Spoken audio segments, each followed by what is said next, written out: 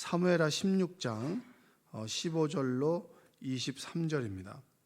16장 15절로 23절 교독해서 읽도록 하겠습니다. 압살롬과 모든 이스라엘 백성들이 예루살렘에 이르고 아히도벨도 그와 함께 이른지라.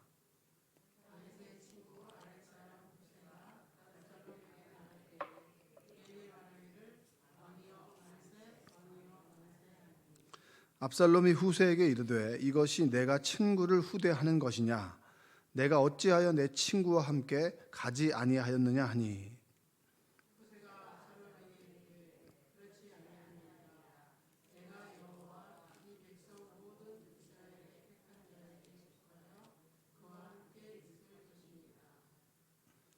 또 내가 이제 누구를 섬기리이까? 그의 아들이 아니니까 내가 전에 왕의 아버지를 섬긴 것 같이 왕을 섬기리다 하니라.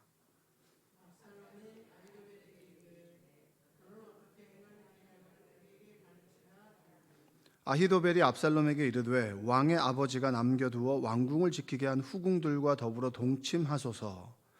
그리하면 왕께서 왕의 아버지가 미워하는 바 됨을 온 이스라엘이 들으리니 왕과 함께 있는 모든 사람의 힘이 더욱 강하여지리이다 하니라.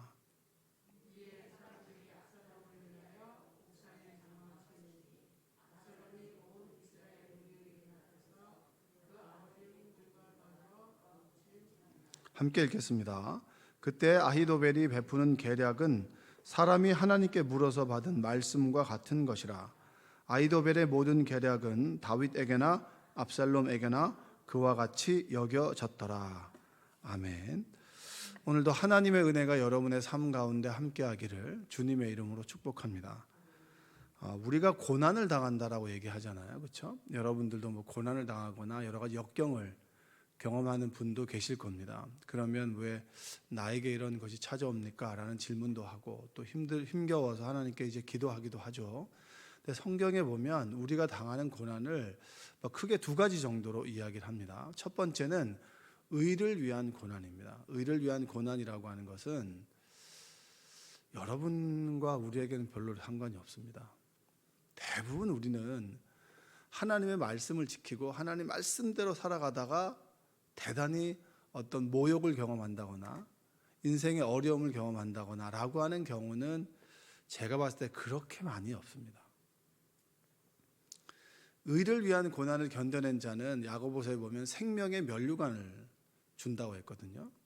그러니까 제자들 같은 경우에 하나님 말씀을 지키기 위해서 목숨을 걸고, 그러니까 선교사들이 주로 보면 그 선교를 금지한 곳에서 어떻게 목숨 걸고 선교를 하잖아요. 생명의 면류관, 의의 면류관을 주시겠다. 대부분 이런 경우는 있겠죠. 우리가 말씀대로 살아가면서 때로 말씀을 지키지 않는 사람들과 부딪혔을 때 말씀을 지켜나가는 과정 속에서 오해를 겪는다거나 그리고 어려움을 겪는 것을 주로 보면 의를 위한 고난이라고 하죠. 근데 두 번째 고난은 뭐냐면 욕심 때문에, 욕심. 대부분 우리가 경험하는 것은 욕심 때문에 미혹되어서 다른 것들을 선택함으로 인해서 주어지는 고난이 많습니다. 그래서 대부분 보면은 우리가 힘들고 아파하고 눈물 짓는 것은 우리의 욕심으로 인해서 선택한 것에 대한 결과, 그로 인해서 겪는 어려움입니다. 그래서 야고보서 1장 14절과 15절에 보면 이런 말씀이 있습니다. 각 사람이 시험을 받는 것은 자기 욕심에 끌려 미혹됨이니. 15절은 여러분 잘 아실 거예요. 욕심이 잉태한 즉 죄를 낳고 죄가 장성한 즉 사망을 낳느니라. 여러분의 교훈으로 세우세요. 교훈으로 세우는 게 뭐냐면 가훈으로. 죄가 욕심이 잉태한 즉 뭐를 낳는다고요? 죄를 낳죠. 죄가 장성한 즉 뭘 낳습니까? 사망을 낳는 거죠. 근데 우리가 욕심 때문에 죄를 저지를 수 있습니다. 그리고 그 죄가 사망으로 이르도록 하나님께서는 놔둘까요? 놔두지 않을까요? 여러분들을 놔둘까요? 놔두지 않을까요? 놔두지 않죠. 이게 은혜 아니겠습니까? 원래 죄의 싹은 당연히 사망이 되는 것인데 사망의 길로 가지 않도록 우리를 하나님의 생명의 길로 이끌어 주신단 말이에요. 그럼 그 속에 뭐가 있겠어요? 고난이 있는 거죠.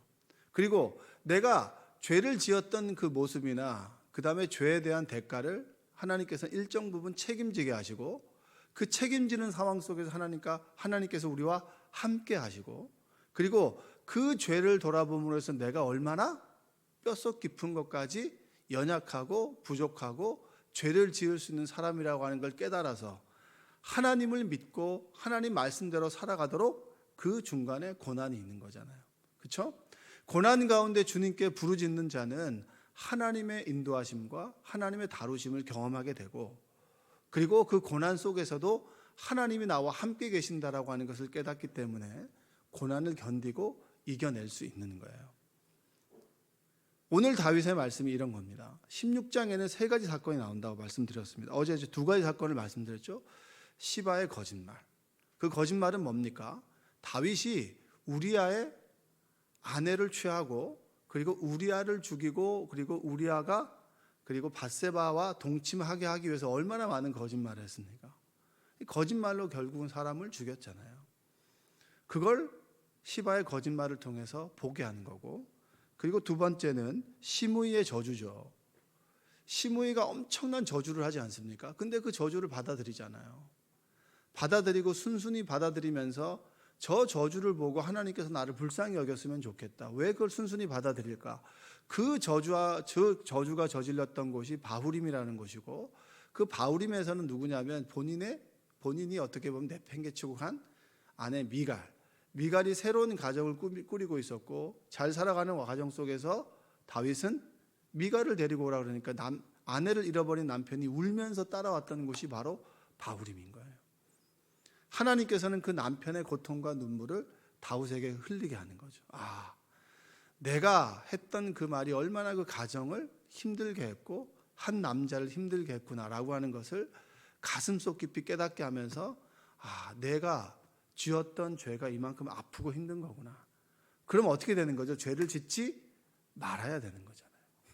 그걸 깨닫게 하는 것이고 오늘 말씀은 아히도벨에 대한 이야기입니다. 아히도벨. 이 아히도벨이라고 하는 사람은 굉장히 똑똑한 사람이에요. 똑똑한 사람인데 압살롬이 예루살렘의 성에 딱 들어오고 난 다음에 가장 먼저 뭘 하냐면 백주대낮의 옥상에서 침실을 만들고 다윗의 아내들, 쉽게 말하면 후궁들과 함께 동침을 합니다. 백주대낮의 옥상에서 동침을 한다는 얘기는 백성들이 다 볼 수 있도록 뭐냐면 압살롬이 아버지를 싫어한다는 거예요. 아버지와는 다르다는 거죠. 그리고 아버지를 넘어섰다라고 하는 것을 보여주기 위해서 백주대낮에 동침을 하게 됩니다. 근데 이 계략이 누구냐면 아히도벨이에요. 아히도벨. 한번 사무엘하 12장 11절에 보면 여호와께서 또 이와 같이 이르시기를 보라 내가 너와 내 집에 재앙을 일으키고 내가 내 눈 앞에서 내 아내를 빼앗아 내 이웃들에게 주리니 그 사람들이 내 아내들과 더불어 백주에 동침하리라. 이렇게 말씀하고 있거든요. 이제 다윗이 밧세바를 취했죠. 밧세바를 취했을 때 어떻게 취했습니까? 백주대낮에 옥상을 거닐고 있을 때 우리아의 아내가 목욕하는 걸 보고 취하잖아요. 똑같은 거예요. 그러니까 다윗이 우리아의 아내 밧세바를 취할 때 하고 똑같은 거예요. 아히도벨이 그걸 명령하는 거예요. 얘기하는 거예요. 하나님께서는 이렇게 얘기하는, 네가 백주대낮에 이렇게 될 것이다. 그걸 누굴 통해서 하냐면 아히도벨을 통해서 이게 이루는 거거든요. 아히도벨이 어떤 사람이냐면 아주 대단히 똑똑한 사람입니다. 대단히 똑똑한 사람이고 그리고 아주 다윗과 딱 붙어 있었던 사람이에요. 근데 왜 아히도벨이 돌아서서 압살롬의 책사가 됐을까? 자, 아히도벨을 평가하기로 어떻게 평가하냐면 16장 23절 한번 읽어보겠습니다. 23절 한번 읽어볼게요. 그때 아히도벨이 베푸는 계략은 사람이 하나님께 물어서 받은 말씀과 같은 것이라 아히도벨의 모든 계략은 다윗에게나 압살롬에게나 그와 같이 여겨졌더라. 사람이 하나님께 물어서 받은 말씀과 똑같은 얘기는 뭐죠? 우리가 기도하면 하나님께서 말씀으로 응답을 주시잖아요. 그거가 똑같은 거예요. 아히도벨의 계획은 치밀했고 똑똑했고 그리고 그는 몇 수를 내다보는 사람인 거예요. 그러니까 아히도벨이 하는 이야기를 다른 사람들은 이해를 못하는 거죠. 내가 한 수 앞을 본다면 아히도벨은 두수, 세수, 네수 앞을 보는 사람이라 다윗 옆에 아히도벨이 있으면 백전백승인 거예요. 그 얘기는 뭐냐? 압살롬에게 아히도벨과 함께 아히도벨이 있다라고 하면 압살롬이 하는 게 모든 것이 백전백승이라는 거예요. 그래서 압살롬이 반역을 일으켰다라고 했을 때 압살롬이 두려운 것이 아니라 압살롬 옆에 아히도벨이 있었다라고 하는 걸 딱 들었을 때 그는 맨발로 울면서 도망가는 거예요. 끝났구나. 나의 왕이 끝났구나. 하나님께서 나를 불쌍히 여겨주시지 않는다면 나는 도저히 회복할 수 없겠구나라고 하는 걸 아는 사람이에요. 사무엘하 15장 31절에 보면 어떤 사람이 다윗에게 알리되 압살롬과 함께 모반한 자들 가운데 아히도벨이 있나이다 하니 다윗이 이르되 여호와여 원하옵건대 아히도벨의 모략을 어리석게 하옵소서 하니라. 다윗이 정말 다윗의 기도 가운데 다윗이 왕이 되고 난 다음에 가장 진실되게 한 기도가 뭐냐면 압살롬이 반역을 일으켰습니다. 근데 그 옆에 아히도벨이 있다는 얘기를 딱 들었어요. 끝났다. 나는 도저히 희망이 없다. 그러면서 뭐라고 기도합니까? 하나님, 아히도벨이 세운 계획이 허사로 좀 돌아가게 해 주십시오. 그러니까 이건 생사의 갈림길에서 다윗이 하나님께 드리는 기도예요. 왜냐하면 하나님께서 아히도벨을 막지 않으면 나는 끝난 거거든요. 죽는 거거든요. 실제로 아히도벨의 계략에 따라서 압살롬이 그대로 이루었다면 바로 다윗은 죽는 거였어요. 근데 후세의 이야기를 압살롬이 듣게 되죠. 하나님께서 압살롬의 마음을 싹 바꿔주잖아요. 다윗이 심어놓은 책략사, 지략가 후세의 말을 듣는 거죠. 이렇게 아히도벨은 참 무서운 사람인 거예요. 근데 아히도벨이 어떤 사람이냐? 왜 그러면 아히도벨이 그 압살롬의 옆에 서서 다윗을 죽이는데 앞장서게 되느냐? 이게 여러분 이 원한이에요. 다윗이 지은 죄의 결과를 보게 되는 거죠. 사무엘하 11장 3절에 보면 다윗이 사람을 보내 그 여인을 알아보게 하였더니 그 여인은 이제 밧세바죠. 우리아의 아내. 그가 아뢰되 그는 엘리암의 딸이요 햇사람 우리아의 아내 밧세바가 아니니까 하니. 이 밧세바라고 하는 여인은 엘리암의 딸입니다. 그러니까 밧세바의 아버지가 엘리암이에요. 근데 엘리암이 아버지가 누구냐면 아히도벨이에요. 아히도벨, 엘리암, 밧세바. 그러니까 아히도벨이 다윗이 한 가정을 손녀를 망가뜨리는 것을 본 거예요. 평화롭게 살고 있는 집에 갑자기 손녀를 취하고 그리고 그 손녀의 남편을 죽이고 그리고 그 손녀를 아내로 취해버립니다. 아히도벨이 그걸 옆에서 바로 본 거예요. 얼마나 이를 갈았겠어요. 그러니까 아히도벨이 있다라고 해서 나는 죽었다라고 생각할 수밖에 없는 게 뭐냐면 손녀를 그렇게 손녀 앞에서 그렇게 죄를 지었는데 그 가정을 망가뜨렸는데 아히도벨이 얼마나 이를 갈았겠어요. 다윗이 그걸 알고 있었죠. 그래서 모반이 일어났을 때 당연히 나는 죽었다라고 된 거예요. 그래서 하나님 제발 저를 좀 불쌍히 여겨 주십시오. 시므의 저주를 들으면서도 저를 좀 제발 불쌍히 여겨 주십시오라고 하는 것은 그 말 속에 자신의 행동이 파노라마처럼 쭉 지나가는 거예요. 쭉 지나가는 거죠. 매달 1일 날에는 매달 첫째 주 목요일 날에는 그 가락동에 있는 KB저축은행이 있습니다. 지나가다 보면 가락시장역 앞에 2층에 보면 KB저축은행이 있는데 KB저축은행에서 신우회에서 저희 교회에서 예배를 드립니다. 근데 신우회에서 이제 거의 신우회를 이끄는 여자 부장님이 계신데 그 부장님이 누구냐면 제가 이제 99년도에 여기 그 사단지인가 앞에서 전도사를 했을 때 그때 목사님의 조카였어요. 제가 다니던 요 사단지 뒤에 있는 성천교회였는데 지금 한뜻교회로 바뀌었는데 그 교회에서 목사님의 조카였어요. 조카였고 저보다는 한 살이 어리고. 근데 그 몇 달 전에 저한테 전화가 왔어요. 갑자기 전도사님 그러는 거예요. 누구시냐 그랬더니 그때 누구라고. 저는 전도사가 아니라고. 지금 목사라고. 이렇게. 그래서 제가 깜짝 놀란 거죠. 저를 어떻게 연락했느냐. 근데 그때 이제 연락처가 이제 저장을 해놓고 있었던 거죠.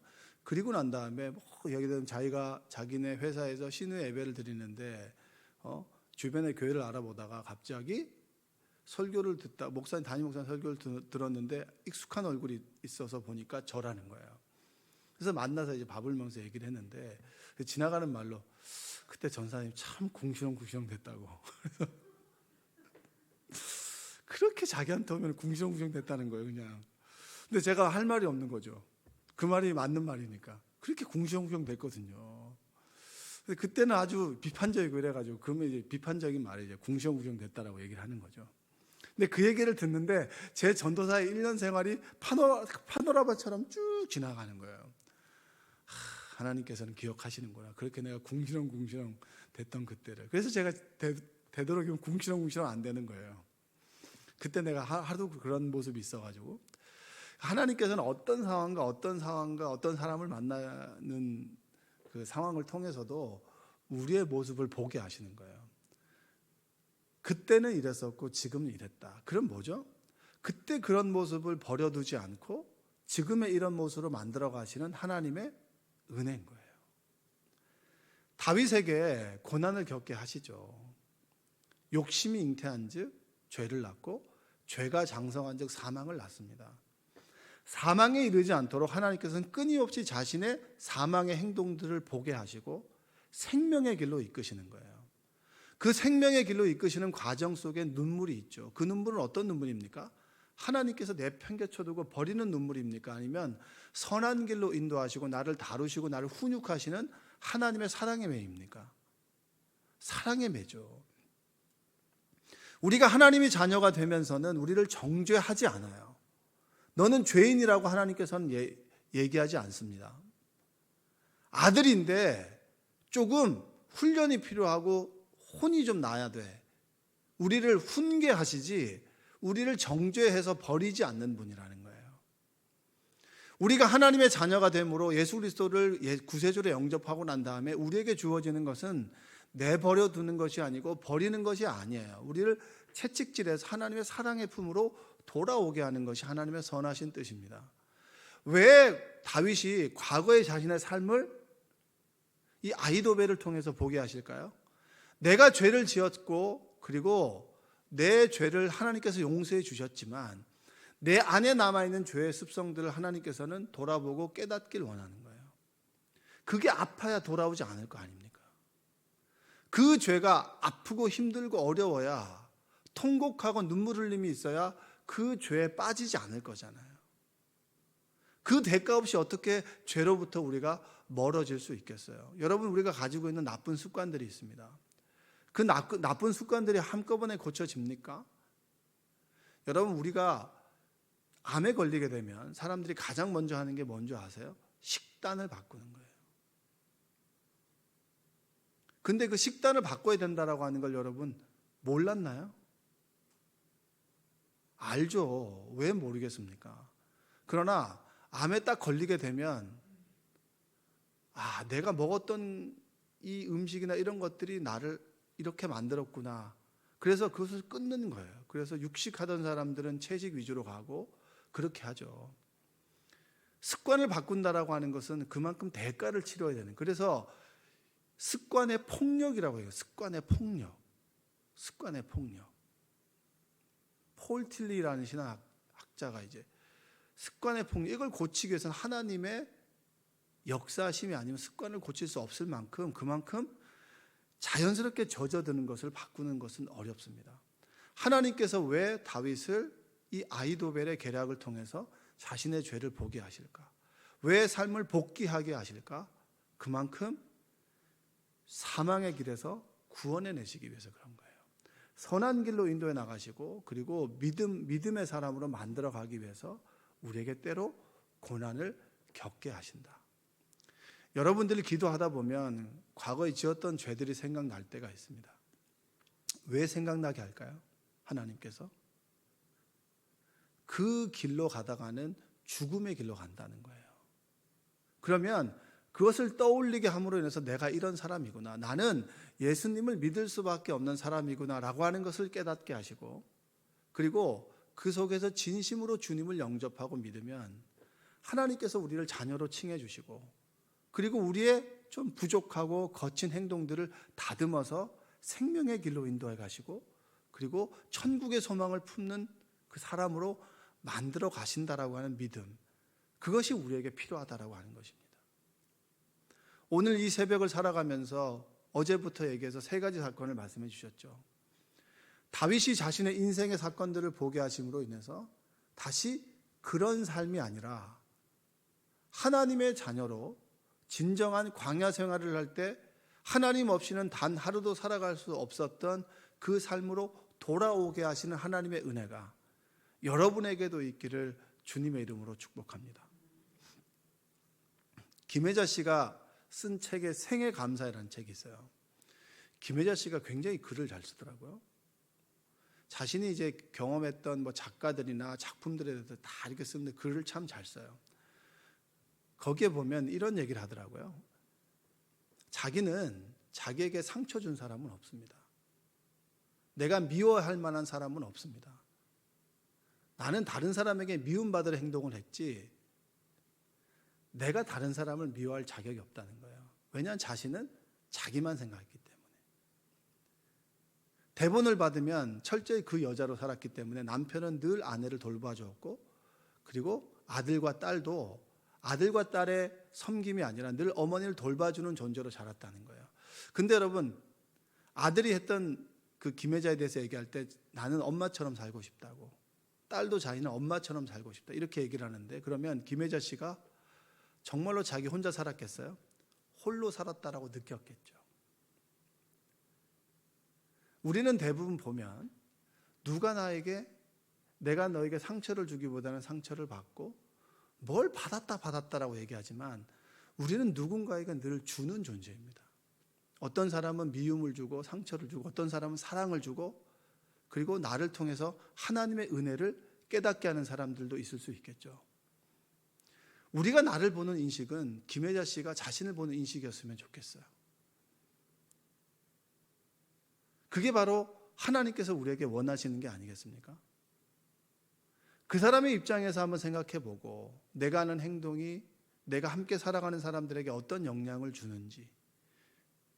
저녁마다 이제 우리가 감사 나눔을 하는데, 세 명이 감사 나눔을 하는데도 한 놈이 감사 말고 불평과 불만을 얘기하니까 갑자기 아수라장이 돼버린 거예요. 우리 가족은 버럭 가족이다. 늘 말을 조심해야 된다. 말 한마디 잘하면 버럭 하니까 늘 조심해야 된다. 이렇게 얘기한단 말이죠. 근데 우리 가족의 특성이 뭐냐면 애들도 함께 얘기할 때 내가 제일 억울한 거예요. 내가 남을 억울하게 만든 거는 생각을 안 하고 내가 제일 억울하는 거예요. 늘 우리는 말씀에 나를 비춰보고 하나님께서 주시는 말씀 속에서 나를 돌아보는 것이 아니라 그 말씀을 가지고 자꾸 너를 돌아보게 만드는 거죠. 우리의 삶이 늘 하나님 주시는 말씀 앞에서 나를 돌아보고, 그 사람들과의 관계 속에서도 나를 돌아보고, 이 생명나무 공동체 속에서도 나의 행동을 늘 돌아봤으면 좋겠어요. 너를 통해서 나를 돌아보게 되고, 철이 철을 날카롭게 한다라고 하는 이유는 뭡니까? 그 사람을 통해서 나를 다루시는 하나님의 손길을 느낀다라는 겁니다. 늘 나에게 주시는 메시지로 받아들이고 나를 통해서 너를 다루시는 하나님의 손길이라고 생각하는 것이 아니라 모든 말씀이 하나님께서 나를 빚어가시는 손길이라고 믿으신다면 모든 것이 은혜고 고마움입니다. 내 옆에 있는 사람들도 고맙고, 이해가 되지 않지만 나도 이해되지 않은 행동을 할 때가 얼마나 많이 있습니까? 교과서가 되는 것이죠. 다윗을 다루시는 손길이 아니라 이 말씀을 통해서 나를 지금도 다루시는 하나님의 손길을 느껴가는 여러분 되시기를 주님의 이름으로 축원드립니다. 그러면 우리가 만나는 모든 인간 관계는 감사하는 거예요. 여러분을 통해서 내가 가슴 아플 때도 있겠죠. 그러면 나도 가슴 아프게 했을 때도 있겠지. 하나님이 나를 통해서 얼마나 가슴 아팠을까. 이걸 깨닫는다면 그 사람은 하나님의 사람인 거예요. 그러면 그 하나님의 사람을 극진히 대접하는 것이 뭐예요? 하나님께서 원하시는 길이겠죠. 복의 길이잖아요.